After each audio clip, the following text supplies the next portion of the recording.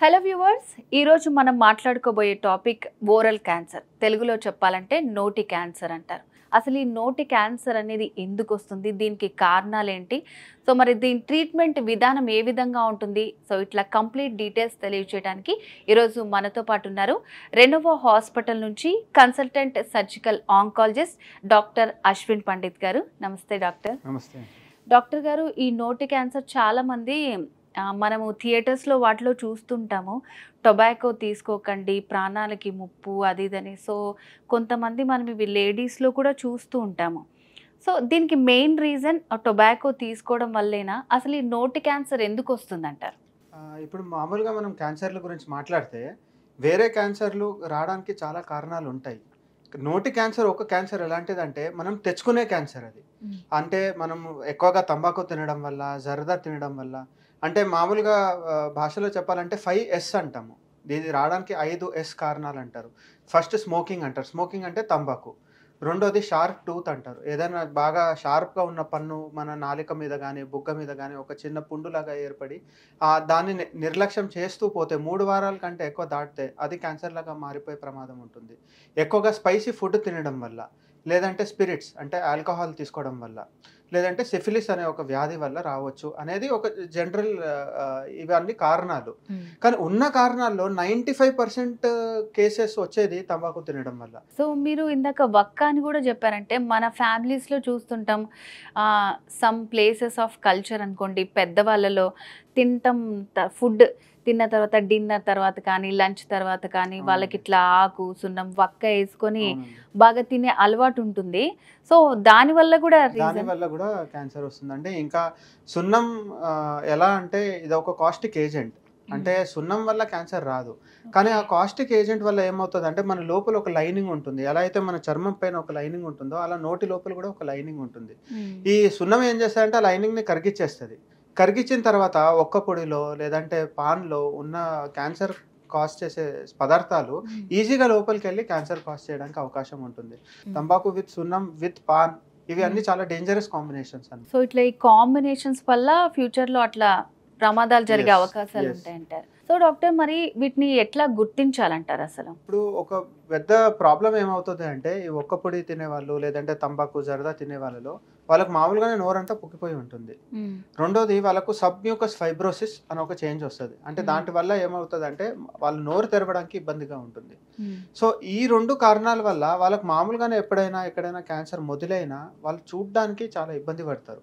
So దీన్ని బేసిక్గా గుర్తుపట్టాలంటే ఏదైనా కొత్త పుండు గమనించారు, 3 వారాల కంటే ఎక్కువ ఉన్నది, లేదా నోటి నుంచి దుర్వాసన రావడము, లేదా నాలికలో నొప్పి రావడము, పన్ను ఊసిపోవడము, చెవులో నొప్పి రావడము, ఇవన్నీ ఇండికేషన్స్ ఉంటే అది క్యాన్సర్ అయి ఉండే అవకాశాలు ఉంటాయి. సో డాక్టర్, అంటే ఇప్పుడు మీ దగ్గరకు వచ్చిన తర్వాత మరి ఈ క్యాన్సర్కి ఎట్లాంటి ట్రీట్మెంట్ ఉంటుందండి? ఫస్ట్ మనం చూడంగానే ఒక పుండు అనేది చూసిన తర్వాత ఫస్ట్ దాన్ని డయాగ్నోస్ చేయాలి. డయాగ్నోస్ చేయాలంటే దాని నుంచి ఒక చిన్న ముక్క తీసి పరీక్షకు పంపించాలి. దాన్ని బయాప్సీ అంటారు. అయితే భారతదేశంలో చాలా మంది వచ్చి ప్రశ్న అడుగుతుంటారు అనమాట, సార్ బయాప్సీ చేస్తే అన్ని చోట్లకి స్ప్రెడ్ అయిపోతుందంట, మరి బయాప్సీ లేకుండా చికిత్స చేయలేమా అంటే అలా కాదు. బయాప్సీ చేస్తే ప్రతి క్యాన్సర్ పెరగదు. కొన్ని క్యాన్సర్లు ఉంటాయి అవి పాకుతాయి కాబట్టి వాటికి బయాప్సీ చేయరు. గాల్ బ్లాడర్ క్యాన్సర్ కానీ కిడ్నీ క్యాన్సర్ కానీ వీటికి యూజువల్గా బయాప్సీలు చేయరు. కానీ నోట్లో ఉన్న క్యాన్సర్కి ఖచ్చితంగా బయాప్సీ చేయాల్సిందే. క్యాన్సర్కి అగేన్స్ట్ పోరాడేటట్టుగా స్టిమ్యులేట్ చేస్తుంది. సో ట్రీట్మెంట్ అనేది యూజువల్గా స్టేజ్ని పట్టి ఉంటుంది. అంటే 4th స్టేజ్ అనుకోండి, పూర్తి శరీరం అంతా పాకిపోయి ఉంటుంది. పూర్తి శరీరం అంతా పాకిపోయిన క్యాన్సర్కి సర్జరీ వల్ల కానీ రేడియేషన్ వల్ల కానీ గొప్ప ఉపయోగం ఏమీ ఉండదు. సో అలాంటి వాళ్ళకు కీమోథెరపీ చేస్తారు. ఈ మధ్య ఇమ్యునోథెరపీ అని కొత్త థెరపీ వచ్చింది. ఇమ్యునోథెరపీలో ఏం చేస్తారంటే మన శరీరంలో ఉండే కణాలే క్యాన్సర్కి అగేన్స్ట్ పోరాడేటట్టుగా స్టిమ్యులేట్ చేస్తుంది. సో దీన్ని ఇమ్యునోథెరపీ అంటారు. సో ఇమ్యునోథెరపీ కూడా ఈ మధ్య హెడ్ అండ్ నెక్ క్యాన్సర్స్లో చాలా బాగా పనిచేస్తుంది. సో కీమోథెరపీ, ఇమ్యునోథెరపీ స్టేజ్ 4 క్యాన్సర్స్కి సాధారణంగా వాడతారు. ఓకే. నెక్స్ట్ వచ్చి స్టేజ్ 3 క్యాన్సర్స్. ఇప్పుడు స్టేజ్ 3కి వచ్చి అది యూజువల్గా ఇక్కడ నుంచి మెడలోకి పాకిపోవడమో, లేదంటే చర్మంలోకి పాకిపోవడమో, లేదంటే దవడలోకి పాకిపోవడమో ఉంటుంది. అలాంటి క్యాన్సర్స్కి ఫస్ట్ ట్రీట్మెంట్ యూజువల్గా సర్జరీనే ఉంటుంది. సో సర్జరీలో వేరే వేరే రకాలు ఉంటాయి. ఆ సర్జరీ చేసిన తర్వాత రేడియేషన్. సో అంటే మరి ఇంత ట్రీట్మెంట్ దాకా వెళ్లకుండా వీటిని స్టార్టింగ్ స్టేజ్‌లోనే నివారించడానికి మెడికేషన్ తోటి సాధ్యమవుతుందంటారా? లేదండి. అన్‌ఫార్చునేట్‌గా ఉన్న క్యాన్సర్స్ అన్నిట్లో హెడ్ అండ్ నెక్ క్యాన్సర్‌కి మెయిన్ ట్రీట్మెంట్ సర్జరీయే. ఓకే. అంటే ఇన్ని చికిత్సలు వచ్చినా కూడా సర్జరీ రిమైన్స్ మెయిన్ ట్రీట్మెంట్ దానికి. అంటే సర్జరీ పరంగా ఛాలెంజ్ కూడా ఉంటుంది. ఎందుకంటే ఒకటి ఫేస్‌కి సంబంధించిన విషయము, చూడ్డానికి కాస్మెటిక్‌గా బాగుండదు అని. రెండోది ఫంక్షనల్‌గా ఇప్పుడు కొన్ని క్యాన్సర్లు దవడలోకి వెళ్తాయి. కొన్ని క్యాన్సర్‌లలో నాలిక తీసేయాల్సి వస్తది. సో మాట్లాడడానికి ఇబ్బంది కావచ్చు, మింగడానికి ఇబ్బంది కావచ్చు, శ్వాస తీసుకోవడానికి ఇబ్బంది కావచ్చు. సర్జరీ చేయడం ఒక ఎత్తు అయితే వాళ్ళ రీహాబిలిటేషన్ అంటే చూడ్డానికి బాగా చేయడము, రెండోది ఫంక్షనల్‌గా బాగా చేయడం ఇది ఇంకో ఛాలెంజ్ అన్నమాట.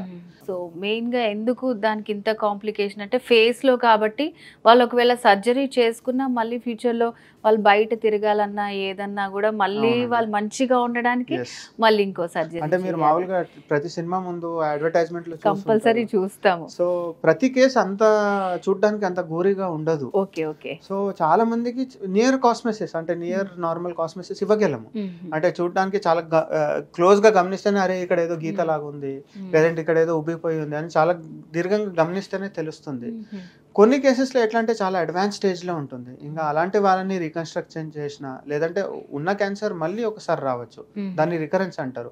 ఇలా రికరెంట్ కేసెస్లో సర్జరీ చేస్తే చూడడానికి అంత మంచి కాస్మెటిక్ రిజల్ట్ ఇవ్వలేకపోవచ్చు. లేదంటే 80% ఆఫ్ ద టైమ్స్ చాలా మంచి కాస్మెటిక్ రిజల్ట్తోని యూజువల్గా బాగా చేయగలం. సో డాక్టర్ అంటే ఇప్పుడు రెనోవో హాస్పిటల్లో ఈ నోటి క్యాన్సర్ తోటి రీసెంట్గా ఎలాంటి పేషెంట్స్ వస్తున్నారు? సో అక్కడ ట్రీట్మెంట్ విధానం ఎట్లా ఉంటుంది అసలు? మా దగ్గర యూజువల్గా వచ్చిన పేషెంట్కి ఇదే స్టాండర్డ్ ట్రీట్మెంట్ అండి. రాగానే ఫస్ట్ డయాగ్నోస్ చేస్తాం అండ్ మాకు చాలా మంచి రీకన్స్ట్రక్టివ్ టీమ్ కూడా ఉంది. అయితే దీంట్లో మెయిన్గా ఏంటంటే మైక్రోవాస్కులర్ అనాస్టమోసిస్ అని ఒకటి చేస్తారు.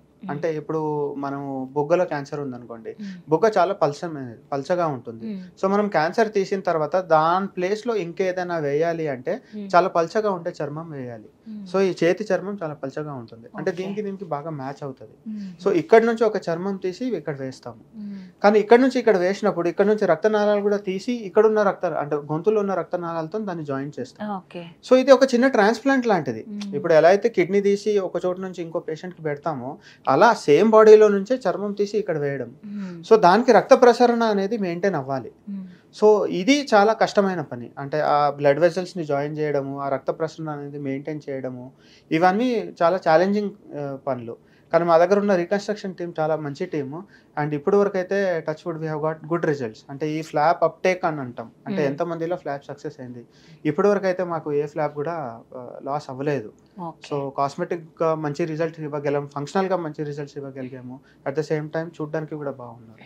సో మరి నోటి క్యాన్సర్కి ఈ రేడియేషన్ అనేది ఎంతవరకు ఉపయోగపడుతుంది అంటారు? రేడియేషన్ ట్రీట్మెంట్ రేడియేషన్ ట్రీట్మెంట్లో 2 విధాలు ఉంటాయండి. ఒకటి డెఫినేటివ్ కీమో రేడియేషన్ అంటాం, ఇంకోటి అడ్జువెంట్ రేడియేషన్ అంటాం. డెఫినేటివ్ కీమో రేడియేషన్ అంటే ఇంకా వేరే ఏం ట్రీట్మెంట్ ఇవ్వరు, రేడియేషన్ మాత్రమే ఇస్తారు. ఇప్పుడు కొన్నిసార్లు ఏమవుతుందంటే క్యాన్సర్ బాగా లోకల్గానే బాగా పాకిపోయి ఉంటుంది, అంటే దానికి సర్జరీ చేయలేం.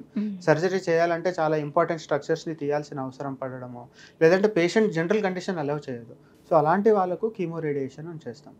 ఎస్పెషల్లీ ఇప్పుడు నాలిక ఉంది, నాలికలో 2 పార్ట్స్ ఉంటాయి. ఒకటి మనం చూడగలిగే పార్ట్, ఇంకోటి గొంతు లోపల ఉండే భాగం, దాన్ని పోస్టీరియర్ టంగ్ అంటారు. సో అక్కడ ఉన్న దాంట్లో ఫస్ట్ సర్జరీ చేయమన్నమాట. సో వాళ్ళకు డెఫినెటివ్ కీమో రేడియేషన్ చేస్తాం. అండ్ దాంట్లో చాలా హై డోస్ రేడియేషన్ ఇస్తాము, వారంకి ఒకసారి కీమోథెరపీ ఇస్తాము. అంటే ఈ కీమోథెరపీ ఉద్దేశం ఏంటంటే రేడియేషన్ బాగా పనిచేయాలి అని. అది మన మామూలు కీమోథెరపీ లాగా కాదు, అంటే ఎక్కువ డోస్లో ఇచ్చి అలా కాదు. అది చాలా తక్కువ డోస్లో ఉంటుంది, వారంకి ఒకసారే ఉంటుంది, రేడియేషన్ బాగా పనిచేయడానికి ఇస్తామన్నమాట. సో అది ఇచ్చినాక యూజువల్గా చాలా మంచిగా స్ట్రింక్ అయిపోతుంది ట్యూమర్. రెండో type of radiation adjuvant radiation. అంటే ఇది ఇచ్చే రేడియేషన్ ఎప్పుడు అంటే సర్జరీ అయిపోయిన తర్వాత ఇచ్చే రేడియేషన్. ఇది ఎందుకు ఇస్తారంటే క్యాన్సర్ అనేది మళ్ళీ వచ్చే జబ్బు. సో ఆ ఛాన్సెస్ని తగ్గించడానికి ఇచ్చే రేడియేషన్ని అడ్జువెంట్ రేడియేషన్ అంటాం. సో ఎస్పెషల్లీ నోటి క్యాన్సర్స్లో నేను చెప్పినట్టు తంబాకు తినడం వల్ల వస్తుంది. ఇప్పుడు తంబాకు తినే వాళ్ళకు నోరులో ఉన్న ప్రతి సెల్లు తంబాకులో ఉన్న కార్సినోజన్ అంటే ఆ కెమికల్కి ఎక్స్పోజ్ అయిపోయి ఉంటాయి. సో ప్రతి చోట మళ్ళీ క్యాన్సర్ వచ్చే అవకాశం ఉంటుంది. కానీ అట్లీస్ట్ సేమ్ సైడ్ అయినా మళ్ళీ రాకుండా మనం రేడియేషన్తో దాన్ని కంట్రోల్ చేయడానికి ఉంటుంది. ఆపోజిట్ సైడ్ కూడా రావచ్చు, కానీ దానికి మనం ఏం చేయలేం. రెగ్యులర్గా దాన్ని చెకప్ చేసుకోవడం తప్ప మన చేతిలో ఏం లేదు. ఓకే. ఒక్కసారి వచ్చిందంటే అది మళ్ళీ ఎక్స్టెండ్ కూడా అవ్వచ్చు. ఎక్స్టెండ్ అవ్వచ్చు, మళ్ళీ మళ్ళీ రావచ్చు. Okay doctor. సో ఈ నోటి క్యాన్సర్ అనేది ఎలా వస్తుంది అండ్ స్పెషల్గా రెనోవా హాస్పిటల్లో దీనికి ట్రీట్మెంట్ విధానం ఎలా ఉందని చాలా బాగా ఎక్స్ప్లెయిన్ చేశారు. Thank you so much. So viewers, మీకు ఈ వీడియో నచ్చిందని అనుకుంటున్నాను. సో నోటి క్యాన్సర్కి సంబంధించి వీలైనంత సమాచారాన్ని ఇచ్చాము. సో మీకు కూడా ఎలాంటి సిమ్టమ్స్ ఏమన్నా ఉంటే నెగ్లెక్ట్ చేయకుండా త్వరగా వెళ్ళారంటే మీకు ట్రీట్మెంట్ చేసుకొని మంచి రిజల్ట్ వస్తుంది. సో రెనోవా హాస్పిటల్కి సంబంధించి ఇంకేమైనా డీటెయిల్స్ కావాలనుకుంటే స్క్రీన్ మీద కనిపిస్తున్న నెంబర్కి కాల్ చేసి కంప్లీట్ డీటెయిల్స్ తెలుసుకోవచ్చు. సో ఇది వాళ్ళ స్పెషల్ వీడియో. మరో వీడియోతో మళ్ళీ కలుద్దాం. నేను జ్యోతి. నమస్తే.